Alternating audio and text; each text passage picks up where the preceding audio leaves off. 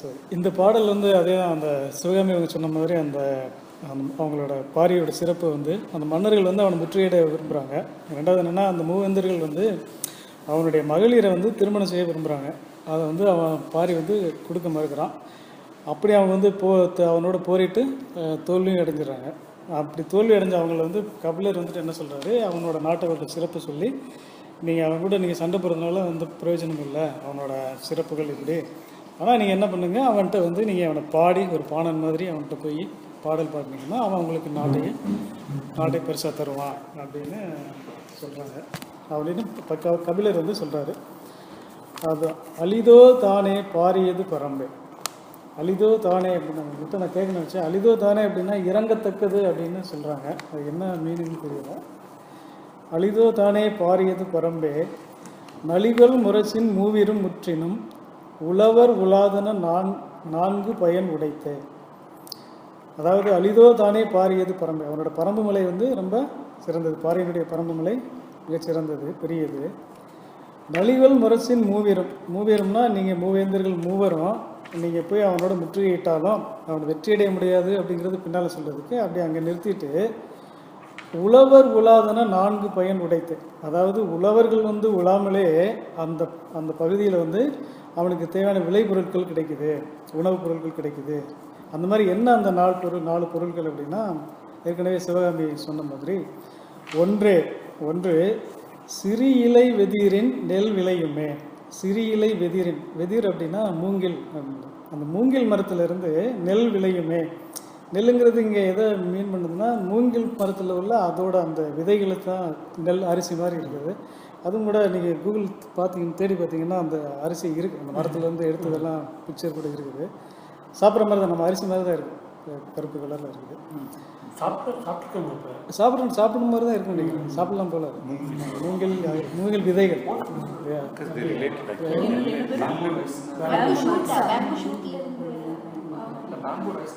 பாம்பு ரைஸ்ன்னு ஒன்று இருக்குது, அது வேறு. பாம்பு ரைஸ் வந்து வேறு.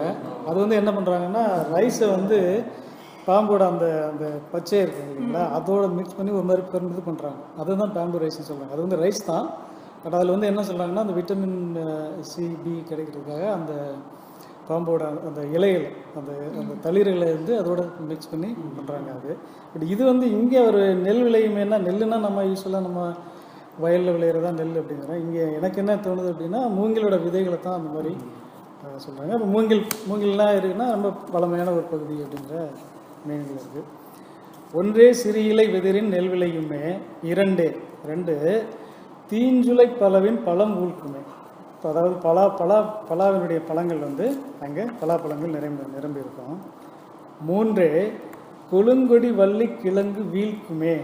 வள்ளிக்கிழங்குனா நமக்கு தெரியும், சக்கரவள்ளி கிழங்கு நம்ம ஊரில் சொல்லுவோம். அந்த கிழங்கு வந்து ஒரு கொடியிலேருந்து கிழங்கு வந்து உள்ளே இருக்கும், பூமி உள்ளே இருக்கும். அதான் அந்த வீழ்க்குமே அப்படின்னா தாழ்ந்திருக்கும், அதாவது தரையில் இருக்கும் அப்படிங்கிறத மீன் பண்ணுறதுனால கொழுங்கொடி வள்ளி கிழங்கு வீழ்க்குமே. 4 அணி நிற ஓரி பாய்தலின் மீது அழிந்து. அதாவது அந்த ஓரினா குரங்கு வந்து அந்த மரத்தில் தாவி இருக்கிறதுனால மீது அழிந்து திணி நெடுங்குன்றம் தேன் சொரியுமே. அதாவது இந்த அங்குள்ள தேன்கூடு, மரங்களில் உள்ள தேன்கூடெல்லாம் வந்து அந்த மாதிரி அசைஞ்சு இது மரம் விட்டு மரம் தாவறதுனால அந்த மலைகள்லாம் குன்றில் எல்லாம் தேன் சொரியும். தேன் வந்து வடியும் குன்றில். அந்தளவுக்கு இந்த மாதிரி 4 வளமான பொருட்கள் அந்த நாட்டில் இருக்குது. வான்கண் அற்று அவன் மலையை, வானை உயரமானது அவனோட மலை. வானத்து மீன்கள் அற்று அதன் சுனை. அதில் உள்ள சுனையெல்லாம், அந்த நீர் சுனைகள்லாம் எப்படி இருக்கா, விண்மீன்கள் மாதிரி. அதாவது நீங்கள் வெளியில் பார்த்தீங்கன்னா அந்த அருவியெல்லாம் அப்படியே வெள்ளி மாதிரி போகிறோம்ல, வெள்ளி பனி மனைவின்னு சொல்கிற மாதிரி அந்த சுனையெல்லாம், அந்த நீர் சுனைன்னா தெரியும் இல்லையா, அந்த அருவி, அதில் வர அருவி வந்து அதெல்லாம் விண்மீனுக்கு ஒத்து இருக்கும், விண்மீன் மாதிரி இருக்கும். ஆங்கு மரந்தொரும் பிணித்த களிற்றினர் ஆயினம். இப்போ நீங்கள் அவனோட படையெடுத்து போய் அங்கே மரத்துக்கு மரம், அவன் உள்ள ஒவ்வொரு மரத்துக்கு மரம் நீங்கள் ஒரு யானையை கட்டினாலும் களிற்றினை ஆயினும் புலந்தொரும் பரப்பிய தேரினர் ஆயினும். நீங்கள் அந்த இடம் ஃபுல்லாக, புலம் அப்படின்னா உங்களுக்கு தெரியும், இடம் இதெல்லாம் அவனுடைய இடம் ஃபுல்லாக நீங்கள் வந்து தேர்ப்படை, அதாவது என்னென்னா அந்த யானைப்படை தேர்ப்படை சொல்கிறோம்ல, அந்த மாதிரி அவனோட தேர்ப்படையை நீங்கள் தேரெல்லாம் அங்கே போய் நிறுத்தினாலும் தாளிற்கொள்ளலேர், அவனை வெல்ல முடியாது. வாளிற்றால், அவன் வாளினாலும் அவனை தோற்கடிக்க முடியாது, வாட்போலாலையும் அவனை தோற்க முடியாது. யான் அறிகுவன் அது கொல்லுமாறு, எனக்கு ஒரு வழி தெரியும், யான் அறிவேன், எனக்கு தெரியும். அதாவது கபிலர் சொல்கிறாரு, சுகீர்புரி நரம்பின் சீரியால் பண்ணி, சுகீர்புரி நரம்பின், சுகீர்னா ஒரு அந்த நரம்பால் செய்யப்பட்ட அந்த அந்த யாழ் இசைக்கருவி யாழ் பண்ணி விரையொலி கூந்தல் இன்னும் விரலியர் பின்வர, அதாவது மனம் வீசும் அந்த கூந்தலை விற்ற அந்த விரலியர்னா அதான் சொன்னீங்கல்ல, அந்த குரத்தியர், அந்த பாட அந்த விரலியர் பாட்டு பாடுறாங்க, அவங்க தொடர நடனம் ஆடுவார் இல்லையா, விரலியர் பின்வர ஆடினீர் பாடினீர் செல்லினேர், அவன்கிட்ட போய் நீங்கள் ஆடியும் பாடியும் செஞ்சீங்கன்னா நாடும் குன்றும் ஒருங்கு ஈயுமே, ஈதெல்லாம் கொடுத்தல், நாட்டையும் குன்று அந்த மலையை அவனுக்கு வந்து கொடுப்பான் அப்படிங்கிறார். பட் இதில் என்னென்னா அவன் வந்து அவனோட ஈகைத்தனத்தை தான் இதில் ரொம்ப மேலே சொல்கிறாரு. சொல்கிறதுக்கு முன்னால் என்ன சொல்கிறாரு, அவனோட பெருமை, அவன் நாட்டினுடைய பெருமை, அவன் நாட்டில் உள்ள வளம், அதை பற்றி ரொம்ப பேசுகிறார். இதுதான் இந்த பாடலோட கருத்து. சாட்சி நீங்கள் எதுவும் சொல்கிறீங்களா இல்லை இந்த பாடலில்? share some video translation. Oh, okay. You know, I don't know if anybody's seen it, but for the Puranapur, what's his name, Prabhakaran's Purananuru conference, I wrote a paper about these songs. And one of the things you see when you see them all together is the amazing way in which the whole story unfolds here. And my contention is, I think that there was probably a longer work about this, and that these may have been taken from it, because this is an anthology. And it's a shame we don't have the longer work, because this is a great poem. I mean, there's no doubt they're great poems. In any language, you won't find anything, you know, I mean, these are just really up there. The other thing you can notice when you look at the poem is just how masterfully it's put together. You have, first you have, you know, it starts out and introduces it. Then it has the list. Umme, and then, instead of just saying Umme, he has a longer one, so it varies.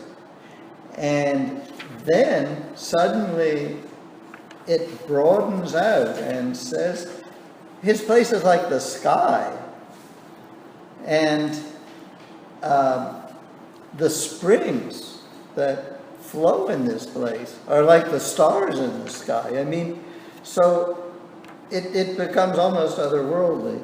And then, of course, and then it comes back and it describes how they have all of these troops arrayed around this hill. And finally, it goes into this amazing thing where he says, but I know how you can do it. Just come and sing like this wretched dancing girl, and he'll just give you everything he has. And I mean, how can you put so much in one poem? It's an amazing poem, just amazing.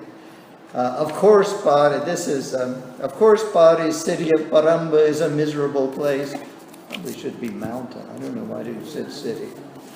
Even if you three with your great royal drums should all besiege it, 4 crops flourish there with no need of farmers. For the first, from bamboo with its tiny leaves, a rice springs up. And the second, with its sweet pulp, is the ripening jackfruit. And third, thickly growing, is the vully tree with its luxuriant vine. And the fourth is honey, with its lovely darkness pouring out, the color overwhelming the peak of the tall mountain dense with vines. Like the sky is his mountain, and in that sky the springs are like stars. Though you have your elephants tied up to every tree there, though your chariots are spread across every field, he will not be overcome through any of your efforts. Swords will not force him to yield. but I know how you can capture his land. If you should just play on a small yar with its tensed, polished strings, while your women, I'll talk about this in a minute, while your women of the caste of bards with their rich, fragrant hair follow you, and you come dancing and singing, he will yield his country to you then, and his mountain. I don't know why we put city, that doesn't quite, does it say The city? word city. Oh, where? Which one? Yeah, it doesn't say city, Faria de Purumbe. I don't know why we put city, I probably shouldn't have done that. But in any case, there's an issue here with what a virali is, and do these poems really reflect a culture that has caste? And this is something people argue about. I've argued that they do, but other people say they don't. It's So, only country. in any case, what a virali is she's a female bard, and we know bards were poor, and they were wretched, so however you want to look at it, that's what is going on in this poem. And of course, as we all know, Pari is one of the most famous people for giving. So it's, I mean, what can you say about this poem? But as this whole series unfolds, and I guess you guys are going to read all the poems, you just get taken through this tragedy. I mean, it's almost as if you're there looking at this slow, inevitable fall of Pari, who ends up dying, and the daughters are left over. I mean, and then the daughters go and they, instead of counting the wagons or the iron horses and the horses with iron and everything, they just count the wagons of salt merchants, because so they've come down so much. Can you say, it's very moving.